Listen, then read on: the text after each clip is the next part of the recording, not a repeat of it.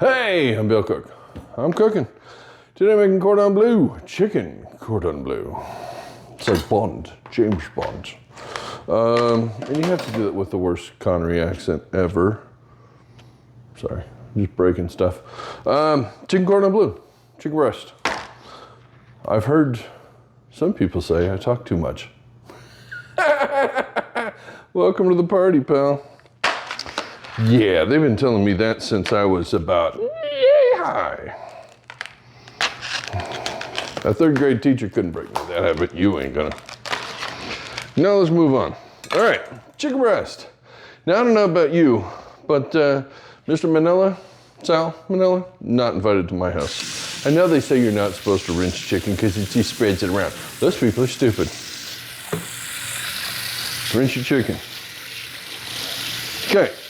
This is some beautiful Redbird Farms, super wonderful, awesome chicken-y thing. I don't know. Looks really nice, actually. Okay. Decent. They're not the biggest breast in the world, but, you know, they're natural, and we love everyone natural. Okay. Chicken. There you go. Now, what you have to do with this is you got to butterfly it, open it up, and make it much larger so that you can roll it up. That's a little tricky. Chicken has a flat side, like this, that, see, sits flat, and then there's this side. It's rounded. You cut the rounded side. Sharp knife. Soft hand. Careful eye. Get in here.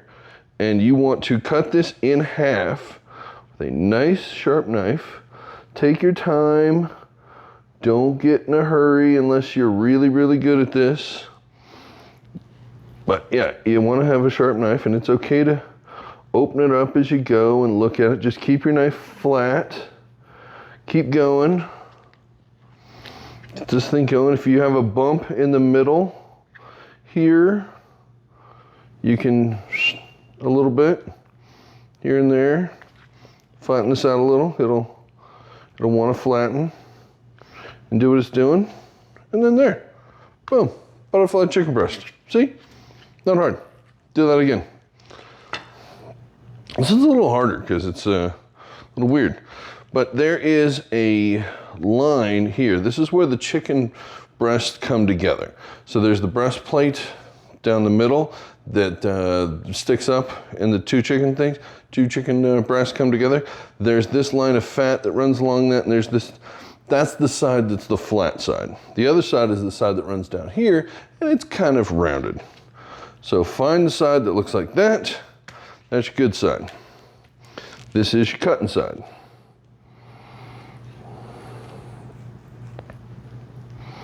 Nice sharp knife. It's a little thin on that end. You're not gonna lie to you, that's a bit of a challenge there. All right. When in doubt, go slow.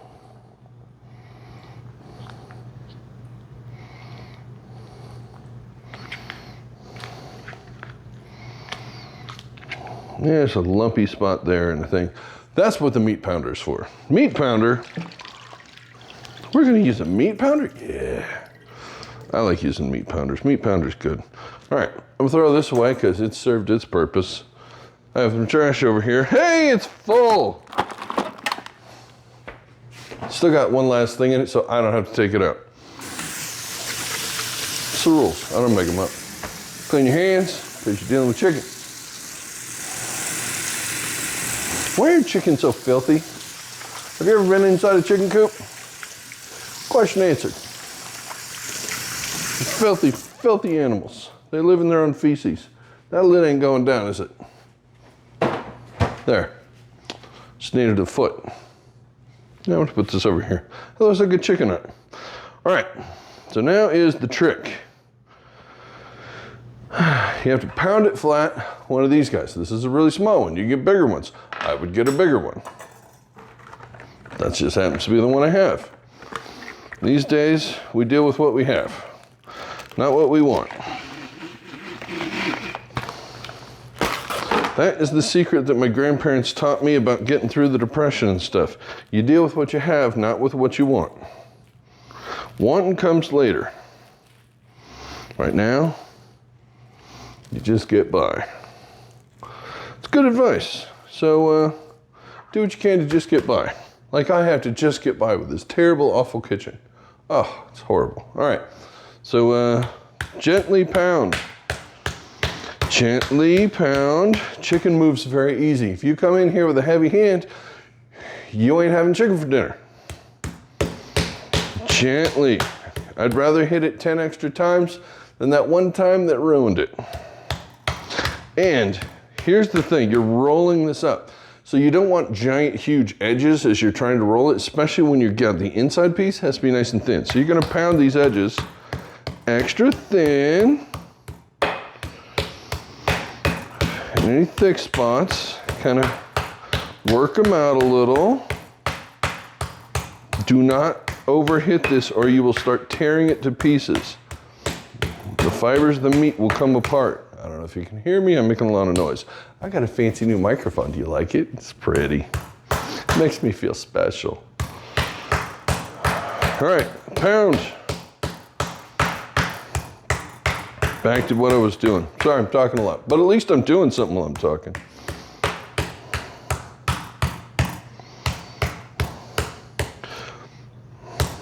I think I'm pressing my luck if I go any further than that. Okay. Second one, just like the first. And if your plastic moves, move the plastic. Can't believe I had to tell you that. I don't think I had to. I think I got to. Anyways, if you have anger issues, pent-up frustrations, had a hard day, don't do this because you're going to really want to whack the hell out of this, and that's the wrong thing to do, otherwise you won't be eating chicken. We've covered this already. Gentle. I mean, this is so soft. Thin edges. Yeah, it's getting a little raggedy. It's chicken. I didn't butcher the chicken, somebody else did, and they didn't do the greatest job in the world. I guess you could come in and kind of clean it up before you did all this, but I ain't fancy. That sounds awfully bougie to me, so rough chicken it is. I'm not making this for the Queen of England, just my wife. So it's more important than the Queen of England. I ain't dumb. Anyways, we're done with this.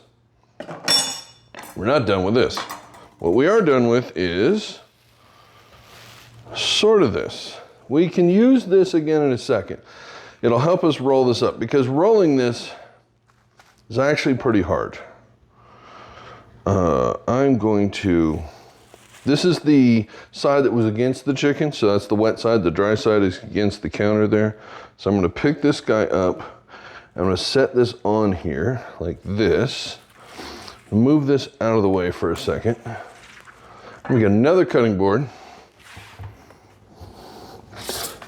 I'm using the back sides of my fingers, so the parts that didn't touch the chicken.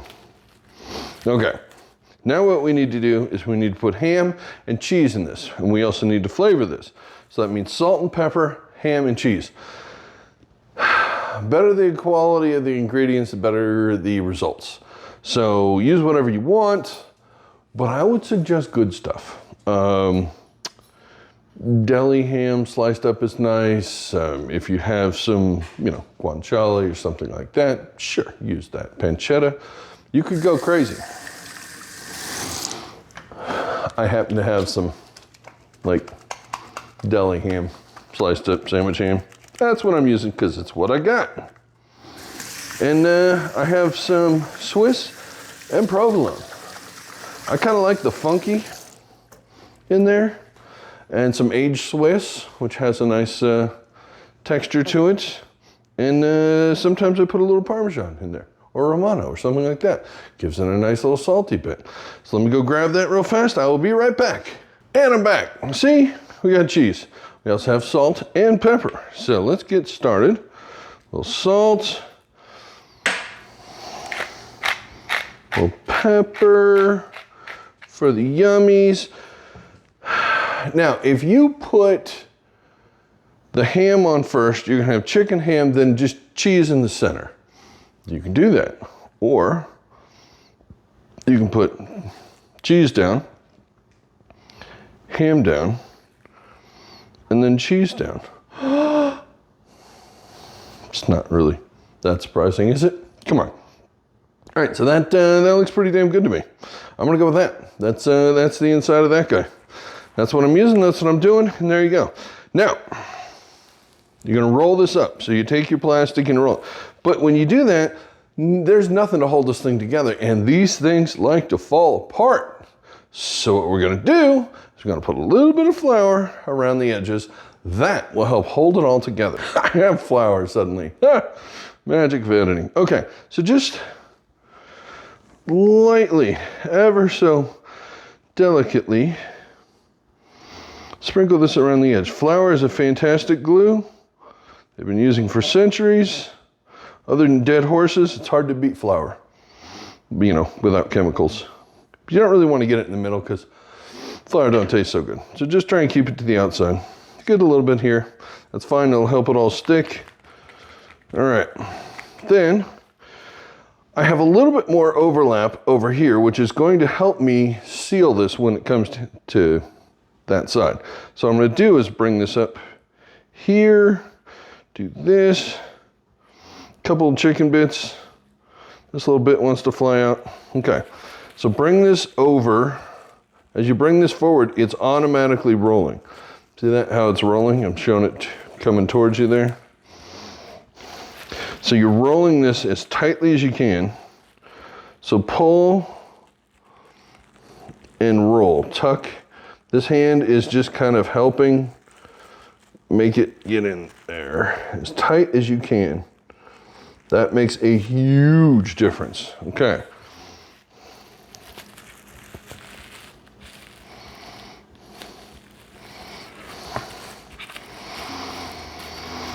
All right, so now you have chicken. There's a nice little roll. This needs to go in the fridge for the next step. If you don't put it in the fridge for a few minutes before the next step, it's just gonna become flat again. So let that glue do its thing, let the moisture in the chicken get in there, and do that. Stick this in the fridge. I'm gonna roll the next one, and then we'll start breading, start frying, start baking, start cooking, start doing. That's what we do. All right, see you in a minute. We're back. Been a few minutes, it's been in the fridge, they're cold. Breading station, we have flour, add salt, pepper, a little garlic if you want to, something like that, any seasoning in here. We have our eggs, 2 eggs, salt, pepper, garlic in here. This is panko breadcrumbs and a little bit of Parmesan cheese, grated stuff. Adds a little bit of fun kick to it and a little at the end. Everybody loves a little don't they? Come on. Okay. Now if you did this properly, this step should be a huge pain in the ass, but it will be successful. Now you have a very delicate piece of chicken right here. So, chicken, flour, gently roll, gently roll, gently. You want the flour to cover everything, but not excessively, no clumps. That's the key.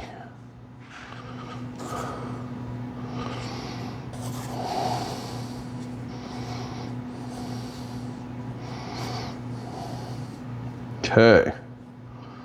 Now gently brush off any excess. And we have our little chicken torpedo right here, all pretty and waiting to go to prom. Unfortunately, this is Carrie's prom, so don't have any pig's blood. We're gonna just doke it in eggs. There you go. Second, chicken. While I have flour hands, we do the same process. So when you get to the end, it won't matter if your hands are messy.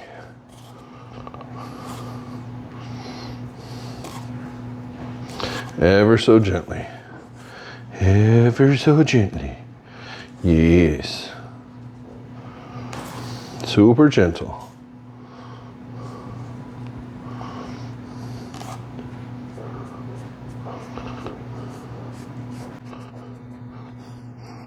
Okay, I'll gently move this. It's coated. The ends a little bit. Go. Goes there. This goes here. Only have 80 fingers. Finish this process. You probably can't see this because it's a little thing, but basically just paint it with eggs. Just make sure you don't have any dry spots, otherwise you won't have any breading on that spot. The ends are important because that's the delicious parts. Okay, once the hands are fast. this out of the way. Breadcrumbs.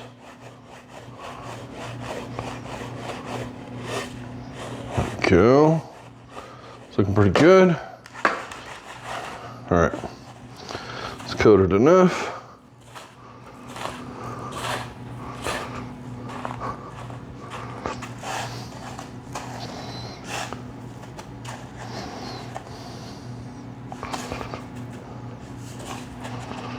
Get the ends, and she's holding together, but she's getting a little loose. All right. Let's get this guy going. Same process. But I already got stuff in my hand, so what a mess. All right. Now I know I hate to waste things, but I'm not saving this panko. I have a lot extra here. You're gonna have a lot extra. Suck it up, Sally. Just wait. If you try and skimp on this, on that part of it, it's gonna suck. So don't do that. That's just waste. Sorry. If you make your own panko, which you can do with dried out bread, French bread or sourdough bread, something like that, throw it in the, cut the crust off, throw it in the food processor, dry it out in the oven, you can make your own panko. Then you don't feel bad about throwing it away because it was old useless bread anyways. So anyways, these have to go in the fridge for a few minutes, tighten back up before, and it helps all the moisture gets in here and tightens up everything, and it kind of becomes cohesive and becomes a super glue. If you cook it too quick, everything falls off. So stick this in the fridge 15-20 minutes. Then we're gonna fry it. Then it goes in the oven. And then sometime around midnight, you're finally gonna get to eat this. All right. Now you wanna get your oil up to about 350 or 375. This is only 320, so I'm gonna wait. But you don't have to because I can skip ahead. What do you know? Edit button. All right, put your chicken cordon bleus in gently. I prefer the two-tool method. It gives you much more control. The wire tongs like this tend to do a little bit less damage to the crust. So I like to use those and a fish spatula because it gives me nice control. Now these are in and they're going vigorously. It's beautiful. You want to see that. There's maybe a ½ inch of oil in the pan. Now I've got our baking sheet with a wire rack on it. That's important because you don't want these to sit in their own oil while they bake in the oven. They will get soggy and that's gross and nobody wants that. But we are getting close. I'm too excited. I want to flip them. Okay. So let's flip this one then. Let's see how we're doing. The smell is incredible. I mean, if you've never made this, the smell, oh my God. It looks freaking perfect. You know, what can I say? That's perfect.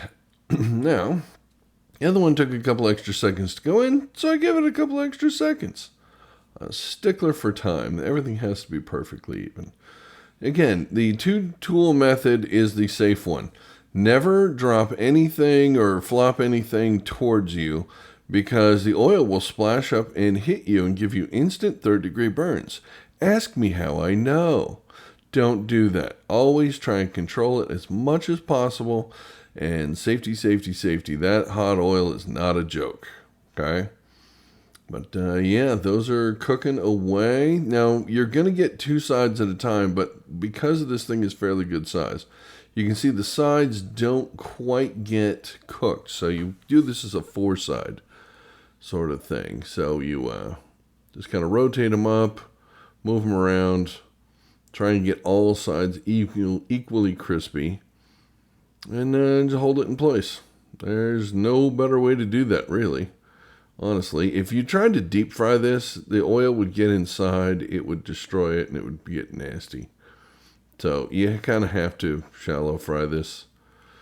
You could deep fry it, but that's more of a advanced thing, and you better have it really, really well hooked together. So just shallow fry it, and plan on having to kind of finesse it a little bit here to get it really, really crispy on all sides. And there you go. She's cooked. And move it to the wire rack, and it's ready to go into the oven. Now we'll get this one last side a little bit. Again, it's rounded a little bit there, so you have to get it a little bit, rolling it around. And this last little bit, Should be ready to go in the oven. Now the oven's at 350. They're gonna go in there maybe 20 minutes, something like that.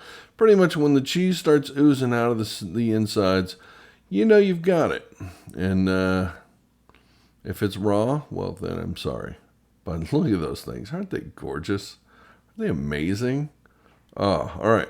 Into the oven, and that's about it.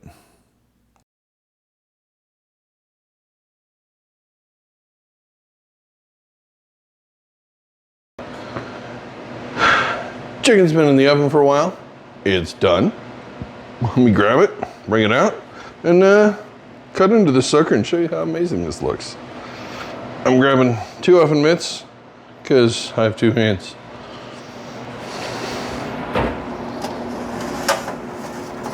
Holy crap-a-noli. That's some chicken. Here, I'll give you the whole spin.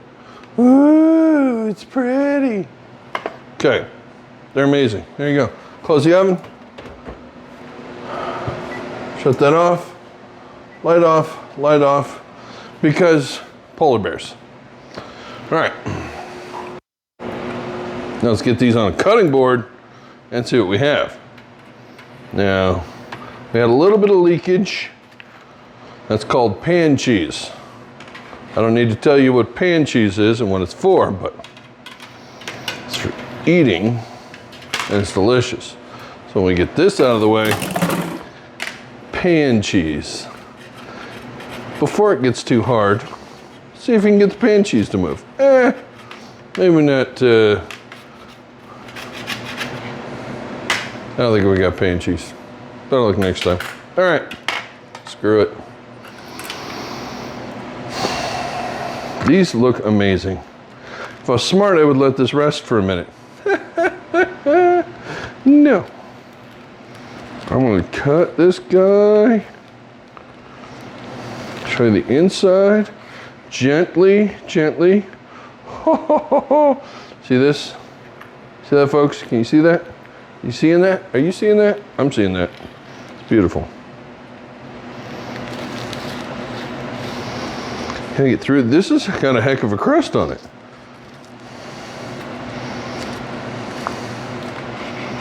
Oh, perfect pinwheel of loveliness. Yeah. All right, I'm gonna keep cutting this. That's that. Now, when you serve this, I should put a little sauce on it, something. So I made a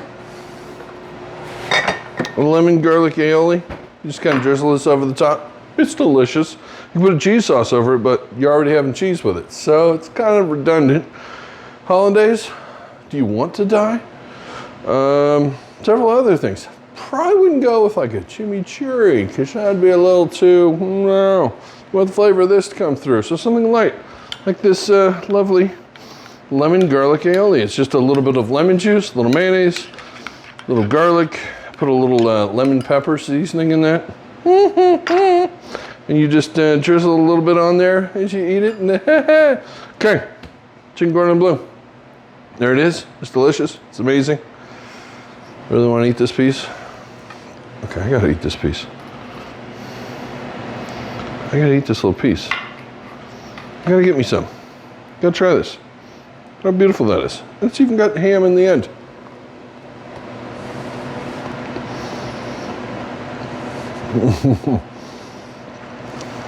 Yep.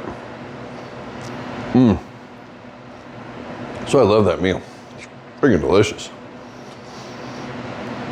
So there you go. Chicken Cordon Bleu. Delicious. It's easy. You can make it at home. You should. I'm gonna eat this, so get the hell out of my kitchen. Bye.